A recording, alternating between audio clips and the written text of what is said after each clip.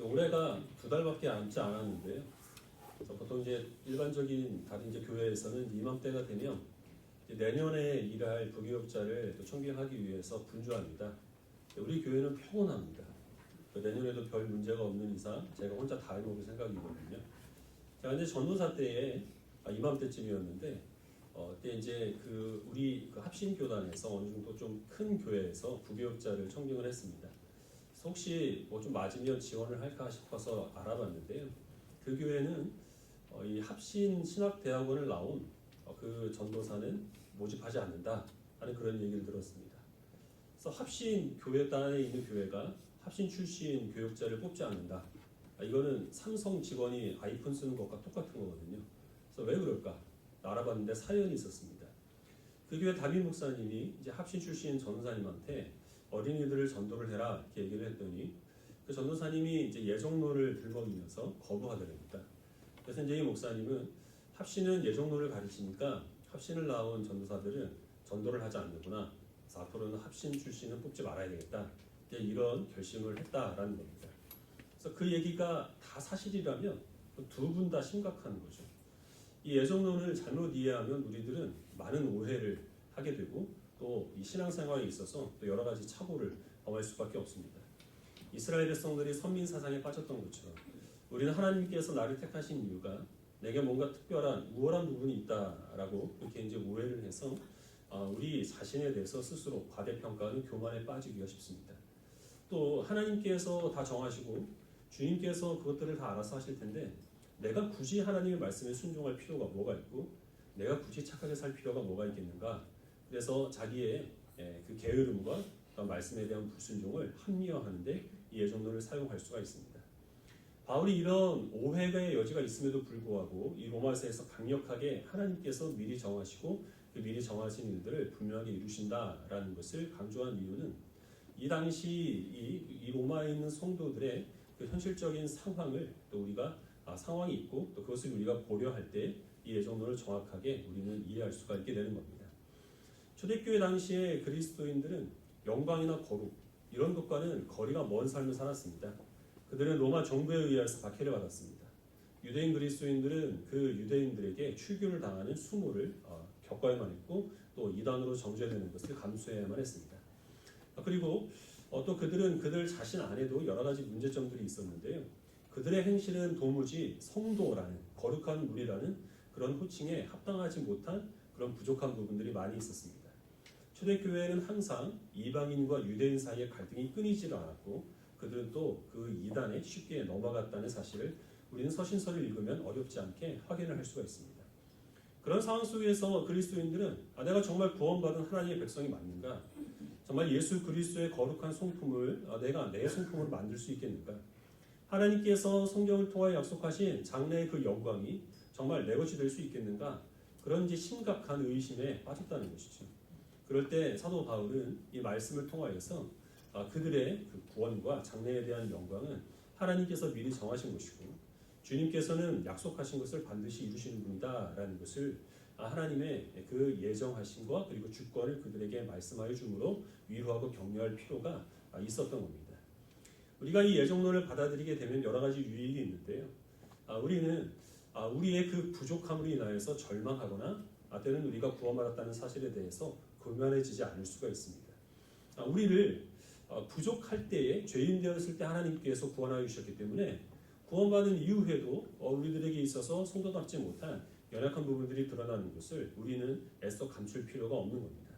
또한 우리는 내 선택과 결정이 아니라 하나님의 선택과 결정에 의하여서 무조건적인 은혜로 하나님의 백성이 되었기 때문에 교만해야 할 필요가 없는 것이고 나를 구원하신 하나님 은혜에 오직 감사하기만 하면 그것으로 충분한 것입니다.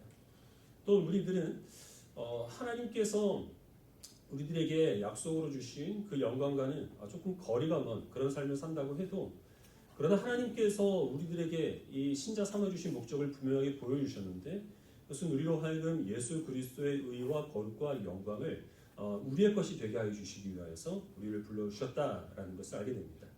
우리의 목적이 어찌하든지 하나님의 목적은 우리를 주님의 의로움과 거룩함과 영광이기 때문에 우리가 아무리 고집을 부려도 하나님의 고집을 꺾을 수는 없습니다. 하나님께서 우리를 실제로 의롭게 하시고 거룩하게 하시고 영원하게 변화시켜 주실 것이기 때문에 우리들은 현실적인 문제에 얽매이지 아니하고 주님의 약속을 바라보며 내 안에서 예수 그리스도의 장성한 분량이 충만히 이루기를 우리 또한 힘써 노력할 수 있게 됩니다. 또한 우리는 현실적인 문제에 굴복하지 않을 수 있습니다. 하나님의 그 약속은 우리를 그 하나님 나라의 모든 영광을 유업으로 물려주시겠다라는 겁니다. 그것을 이루시기 위하여서 하나님께서는 내게 일어나는 모든 일들을 재료로 사용하시고 합력하여 선을 이루십니다. 그래서 나는 이해할 수 없는 여러 가지 일들을 당한다고 하더라도 그게 나의 구원과 또 나의 유익을 위하여 하나님께서 내게 허락하여 주시는 것이라는 사실을 우리가 믿음으로 받아들이기 때문에 인내로서 소망하는 가운데 모든 어려움들을 이길 수가 있게 되는 겁니다. 예정론이 이런 유익을 주지만 그럼에도 불구하고 여전히 풀리지 않는 의문들이 있습니다. 그러면 그래도 전도해도 소용없다라는 것은 변함없는 사실 아니냐? 하나님께서 구원하실 자를 택하셨다는 것은 곧 구원하지 않을 사람들도 동시에 미리 정하셨다는 것인데 그러면 하나님은 그만큼 무정하고 무자비한 분이 아니냐? 이렇게 생각할 수가 있죠. 이론적으로는 하나님께서 주의 역사를 이루어 가실 때는 하나님의 주권과 인간의 책임을 신비롭게 조화롭게 사용하셔서 이루어 가십니다. 그래서 어떤 일이 이루어질 때는 100% 사람의 책임인 것처럼 보이지만 그 일들이 다 완성이 되었을 때는 100% 하나님의 주권적인 은혜로 이루어졌다라는 것을 우리가 인정할 수밖에 없게 되는 것이죠. 구원받을 자를 하나님이 미리 정하셨지만 우리는 하나님께서 누구를 정하셨는지를 알 수 없습니다. 그래서 우리들은 믿지 않는 가족과 친구와 이웃을 위하여 하나님께 기도하고 또한 그들을 교회로 인도하고 복음을 전하기 위하여서 수고합니다. 그런 우리의 수고를 통하여 하나님께서는 믿지 않는 가족과 이웃을 교회로 인도하여 주시고 그들로 하여금 예수 그리스도를 영접하게 해주십니다. 그러나 모든 일들이 다 이루어진 후에 뒤를 돌아보게 되면 결국 그를 하나님께서 창세전에 하나님의 백성으로 예비하여 주셨기 때문에 그가 나의 전도를 받아들이고 교회에 와서 예수 그리스도를 영접하게 되었다라는 것을 우리가 인정하게 된다는 겁니다. 나는 은혜로 구원받았고 부족한 상태에서 하나님의 자녀가 되었지만 하나님께서 택하신 주의 백성들에게는 하나님께서 이 사람을 하나님이 택하실 수밖에 없다라는 선한 열매가 드러나게 되고 하나님이 택하지 않은 사람들은 결국 그에게서는 죄의 결실들이 드러나게 되어서 하나님께서 그를 이런 것 때문에 택하지 않으셨구나라는 것을 인정할 때가 온다는 것이죠. 그래서 우리들은 은혜로 구원받았지만 내게 있어서 선한 열매가 드러남을 통하여 내가 은혜로 구원받았다는 사실을 믿는 나의 믿음이 진실되다는 사실을 입증할 책임이 우리들에게는 있는 겁니다. 이론적으로는 그런데 실제로 이게 이해가 잘 되지는 않습니다. 그래서 여전히 이 예정론은 이해를 할 수가 없고 그래서 나는 받아들일 수 없다. 이런 마음을 갖는 분이 계시다면 우리가 실제로 무엇인가를 선택하고 결정하는 데 있어서 내가 충분히 납득하고 이해하는 것은 지극히 작은 일부분에 불과하다는 사실을 기억할 필요가 있습니다. 얼마 전에 어떤 기사를 봤는데요. 그 젊었을 때의 아들이 교통사고가 나서 식물인간이 됩니다. 그래서 이제 연로하신 아버지가 그 아들을 돌보는데 그 어르신의 이제 부인 되시는 분은 또 이제 치매에 걸려서 요양원에 또 이제 그 요양원에서 또 치료 중에 또 있었습니다. 그래서 이 아버지는 80이 넘었는데 그래서 자기 몸 건사하기도 힘든데요. 이제 그 아들이 욕창에 걸리지 않게 하기 위해서 서너 시간마다 한 번씩 그 아들 곁에 서서 그 아들을 이제 뒤집어주고 이제 있었던 겁니다. 그러나 동물들은 사실 그렇게 하지 않거든요. 대부분의 동물들은 새끼들이 병들면 두고 떠납니다. 왜냐하면 그 새끼들을 돌보다가 자기의 생명까지 위험해 줄 수 있기 때문에 그렇게 하는 거죠. 합리적이라는 측면에서 바라보면 사실은 그 아버지보다는 짐승들이 훨씬 더 합리적입니다. 하지만 우리는 짐승들에게 감동을 받지 않고 비합리적인 그 아버지에게 감동을 받습니다. 이 부성애라고 하는 것은 또 모성애라고 하는 것은 사람이 이해할 수 없는 것이지만 그 이해할 수 없는 것을 우리들은 받아들이고 있기 때문에 우리들은 그런 판단을 하는 거죠. 결혼하신 분들은 가끔 타임머신을 타고 과거로 돌아가서 결혼 이전에 자기를 만나 무슨 말을 좀 해주고 싶지 않습니까? 제발 그만하지 마 라든지 지금이 아니야 라든지 근데 그럴 수 없기 때문에 또 하늘을 바라보면서 내가 왜 그랬을까 하는 그런 한탄을 그래도 가끔은 하지 않습니까? 그렇게 하는 이유는 우리 스스로도 나 자신을 잘 이해하지 못하기 때문입니다. 나 자신도 이해하지 못하는데 그런 내가 하나님을 이해하고 하나님께서 행하시는 모든 일들을 다 이해한 후에야 받아들이겠다라는 것은 우리 이해의 한계를 인정하지 않는 교만에서 비롯된 생각들입니다. 저는 이제 개인적으로 이 지난주에 잠깐 말씀을 드렸는데 이 예정론을 다 이해하지 못하고요. 아직도 많은 거부감이 있습니다. 그럼에도 불구하고 이 예정론을 제가 믿고 또 가르치는 이유는 이 예정론을 믿었을 때 발생하는 모순보다는 예정론을 인정하지 않았을 때 발생하는 모순이 훨씬 더 많기 때문입니다. 하나님의 살아계심과 천국의 실제에 대해서도 마찬가지입니다. 제가 하나님 본 적 없고 천국에 다녀온 적도 없습니다. 가끔 의심이 듭니다. 그럼에도 불구하고 제가 하나님께서 살아계시다는 사실과 천국의 실제를 믿는 이유는 그것을 인정했을 때 드는 의심이나 해결해야 될 문제, 모순 그런 것보다는 하나님의 살아계심과 천국의 실제를 부인했을 때 그때 발생하는 문제, 그때 해결해야 되는 모순이 훨씬 더 크기 때문에 그래서 저는 하나님의 살아계심과 천국의 실제와 하나님의 예정하심을 믿습니다. 일단 믿게 되니까 다는 아니지만 그래도 어느 정도는 이해를 하게 되었습니다. 우리는 이해를 해서 믿는 것이 아니라 믿으면 이해가 된다는 사실을 다시 한번 우리 명심해야 되겠습니다. 오늘 읽은 말씀에서 바울은 이 로마 교회 성도들에게 5가지 질문을 던집니다. 너희들이 만약 바울 선생님은 인격이 고매하신 분이니까 존댓말을 썼겠죠.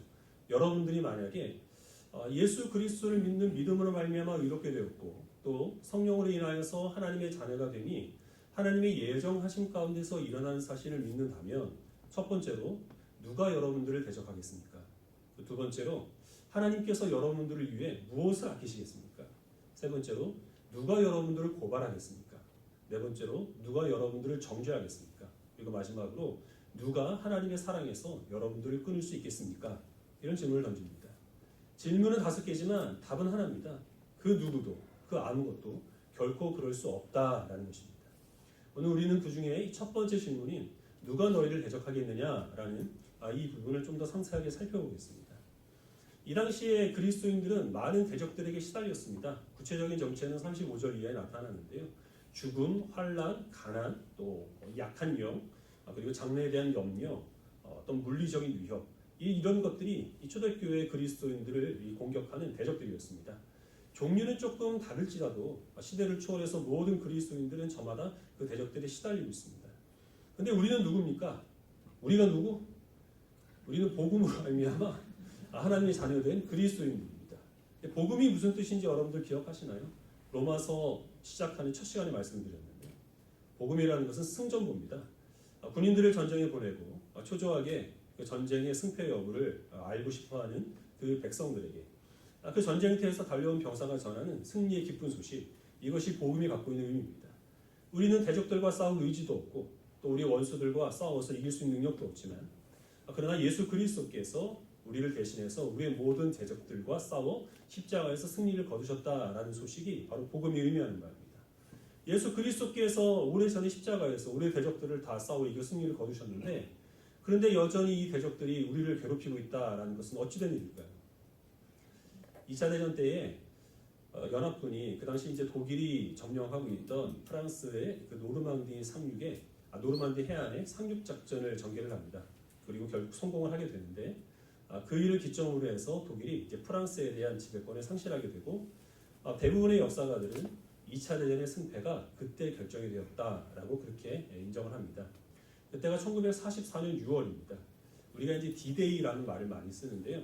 그 D-Day라는 말이 이 노르망디 상륙 작전을 뜻하는 암호명이었습니다. 그리고 그 노르망디 해안의 상륙 작전을 성공한 후에 1년이 지난 후에 독일군들은 완전하게 항복을 선언하게 됩니다. 그래서 1945년 5월달에 이 독일은 항복을 선언하게 되었고 그때를 D-Day와 구별해서 V-Day, 승리의 날이라 이렇게 부르게 되었습니다. 그러니까 D-Day와 V-Day 사이에는 사실 1년의 시간차가 있는 것이죠. 그리고 1년 동안 독일군들은 이미 승패가 결정된 그 전쟁에서 의미 없는 전투를 계속했다는 것입니다. 우리 그리스도인들은 이 D-Day와 V-Day 사이를 살고 있습니다. 1944년 6월과 1945년 5월 사이를 살고 있는 거예요. 예수 그리스도께서 우리의 모든 세력들을 십자가에서 결정탄을 먹이심으로 이미 승리를 선언하셨습니다. 하지만 우리의 대적들은 자기의 패배를 인정하지 않고 계속해서 우리에게 지배력을 행사하려고 하고 있고 우리를 괴롭히려고 하고 있고 우리를 하나님의 사랑에서 끊으려고 지금도 여전히 도발하고 있다는 겁니다. 하지만 이 우리의 대적의 그 도발은 예수 그리스도께서 다시 오실 날에 완전하게 무산되게 되고 그때 우리는 하나님께서 약속하신 승리의 영광에 동참하게 될 겁니다. 그런 동안의 대적들은 우리를 계속해서 괴롭히겠지만 어떤 대적의 괴롭힘도 우리를 하나님의 사랑에서 끊을 수 없고 하나님이 예정하신 승리와 영광이 그 어떤 결정된 운명을 변화시키지 못할 것이다 라는 것이 바로 오늘 이 사도 바울이 우리들에게 하는 누가 우리를 대적하리요 라는 그 말씀에 담겨있는 의미입니다. 우리 사무엘상 26장 말씀을 다시 보겠습니다. 사무엘상 26장 6절부터 12절입니다.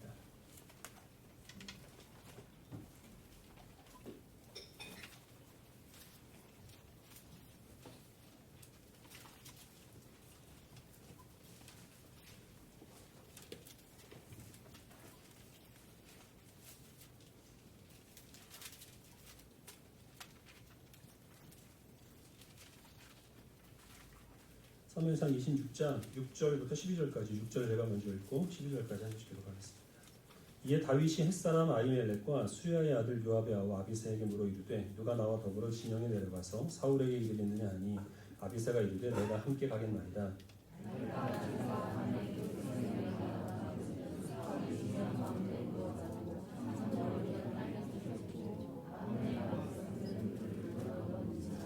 아비새가 다윗에게 이르되 하나님이 오늘 당신의 원수를 당신의 손에 넘기셨나이다. 그러므로 청하오니 내가 창으로 그를 찔러서 단번에 땅에 꽂게 하소서. 내가 그를 두 번 찔릴 것이 없으리이다 하니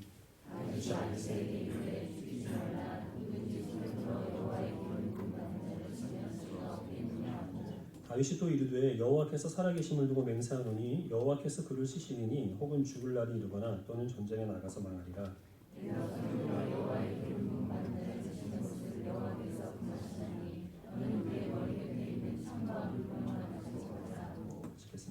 다윗이 사울의 머리 곁에서 창과 물병을 가지고 떠나가되 아무도 보거나 눈치채지 못하고 깨어있는 사람도 없었으니 이는 여호와께서 그들을 깊이 잠들게 하셨으므로 그들이 다 잠들어 있었기 때문이다. 사울이 다윗을 죽이려고 다윗의 뒤를 쫓습니다. 다윗은 그래서 사울을 피해서 광야를 전전하는 도망자 생활을 하고 있었는데요. 사울이 다윗이 어디에 숨어있다라는 얘기를 듣고 병사들을 이끌고 출동을 합니다. 다윗이 그 정보를 입수를 해서 사울의 진영에 부하들을 데리고 침투를 하죠. 잠들어 있는 사울을 발견합니다. 다윗의 부하 가운데서 아비새가 하나님께서 오늘 당신의 원수를 당신의 손에 넘기셨습니다. 내게 말씀하시면 내가 가서 사울을 죽이겠습니다. 이렇게 얘기를 합니다. 그때 다윗은 사울을 죽이지 말아라 라고 말합니다. 다윗은 왜 자기의 목숨을 해치려고 하는 사울을 살려주려고 할까요? 이렇게 하면 사울이 감동을 받아서 다시는 나를 쫓지 않겠다라고 맹세를 하고 그럼 나는 자유롭게 될 수 있겠지. 이거를 그가 노린 것은 아닙니다. 이전에도 똑같은 일이 있었지만 사울은 약속을 어기고 다윗의 뒤를 지금 쫓고 있는 것이거든요. 다윗은 원래 이 팔이 한마디도 죽이지 못하는 아주 연약하고 선한 성품을 갖고 있어서 사울을 죽이지 않았다. 이것도 아닙니다. 우리가 잘 아는 것처럼 다윗은 어린 나이에 자기를 보고 인자하게 웃고 있는 이 골리앗 어르신을 이 무자비하게 돌로 때려 죽인 살인마입니다. 이 다윗은 타고난 사이코패스인데요. 그런 다윗이 이 사울이 불쌍해서 살려둔 것은 아니죠. 다윗이 사울을 살려둔 이유는 하나님 때문입니다.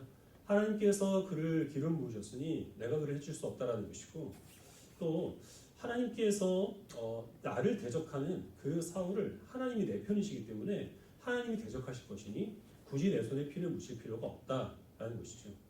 하나님께서 내 편을 들어주시고 주님께서 또한 나를 이 사울의 손으로부터 구원하여 주시고 또한 직접 사울을 처치해 주실 것이다라는 이 믿음이 이 사울을 관대하게 용서하도록 다윗을 이끌었던 겁니다. 중요한 것은 이 일이 일어난 시점인데요. 이때는 다윗이 사무엘에 의하여서 이스라엘 백성의 왕으로 기름 부음 받은 지 최소한 10년 이상 지난 때입니다. 하나님께서는 사울을 왕위에서 오래전에 패하셨고 다윗을 새로운 이스라엘 백성에 대한 왕으로 세우주셨습니다. 하지만 현실은 사울은 여전히 왕위에 앉아서 다윗의 목숨을 쫓고 있고 다윗은 집에 가지도 못하고 광야를 전전하는 도망자 생활을 해야 한다는 겁니다. 하나님의 약속하심과 현실이 너무나 큰 차이가 있지만 그럼에도 불구하고 다윗에게는 믿음이 있었던 겁니다. 하나님께서 약속하신 것은 하나님이 어떤 일이 있어도 반드시 예정하신 대로 이루신 것이기 때문에 시기가 문제일 뿐이지 하나님은 그 사울을 왕위에서 몰아내시고 나를 이스라엘 백성들의 왕이 되게 할 것이다 라는 것, 그리고 그 사이에 나는 많은 대적들로부터 공격을 받겠지만 하나님께서 내 편이시기 때문에 하나님이 나를 편드심으로 누가 나를 대적할 수 있겠는가 하는 이 믿음이 있었습니다. 그 믿음 때문에 다윗은 이 기약 없는 광야 생활을 묵묵히 인내하며 견딜 수가 있었던 겁니다. 그리고 자기의 목숨을 찾는 이 사울을 오히려 용서하며 관대하게 대할 수가 있었던 것입니다. 성경을 한 구절만 더 보겠습니다. 시편 118편 1절부터 9절입니다.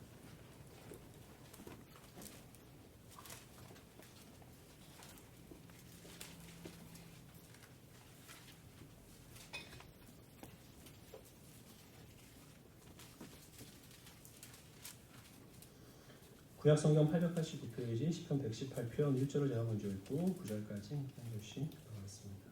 여호와께 감사하라. 그는 선하시며 그의 인자하심이 영원하미로다. 이제 아론의 집은 말하기를 그의 인자하심이 영원하다 할지로다.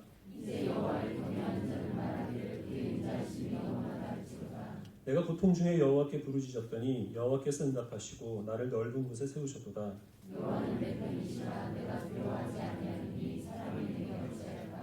여호와께서 내 편이 되사 나를 돕는 자들 중에 계시니 그러므로 나를 미워하는 자들에게 보응하시는 것을 내가 보리로다. 읽겠습니다. 여호와께 피하는 것이 고관들을 신뢰하는 것보다 낫도다.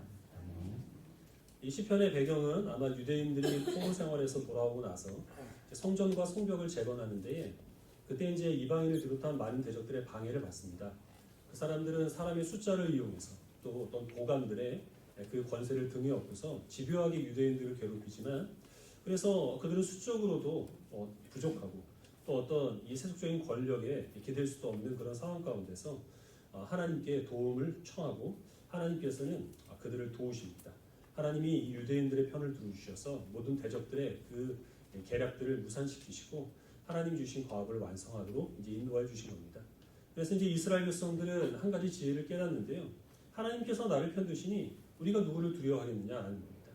세상 사람들은 사람의 숫자를 이용해서 세속적인 권력을 이용해서 우리를 괴롭히지만 그러나 여호와 하나님께 피하고 주님을 의지하는 것이 사람을 의지하고 세속적인 권력에 자신의 삶을 위탁하는 것보다 훨씬 더 지혜롭다라는 것을 그들이 깨닫고 도우시는 하나님을 찬송하게 됩니다. 이와 같은 전적으로 하나님만을 의지하는 믿음이 어디에서 나오느냐 하면 다윗처럼 광야에서 아무것도 의지할 것 없을 때 내가 할 수 있는 일도 없을 때 오직 하나님의 도우심만을 바라볼 때 이런 믿음을 가질 수 있는 겁니다. 포로에서 돌아온 이스라엘 백성들과 같이 아무것도 자기 손에 없을 때 자기의 대적이 자기보다 훨씬 더 강해 보일 때 그때 하나님의 도우심을 간구할 때에 그때 하나님께서 내 편이라는 사실과 주님께서는 약속하신 것을 반드시 이루시는 분이라는 사실을 확신하게 되고 그것이 우리의 그 믿음의 고백이며 또한 찬송으로 우리가 하나님께 올려드릴 영광을 드릴 수가 있게 되는 것입니다. 이 바울이 다른 이 로마서의 성도들에게 했던 그 질문들을 자기 자신에게 한번 직접 해보시길 바랍니다. 지금 여러분들의 대적은 무엇입니까? 그리고 여러분들은 그런 대적들을 어떻게 대응하고 계시나요? 이제 열흘 후면 우리 수험생들이 시험을 보게 됩니다.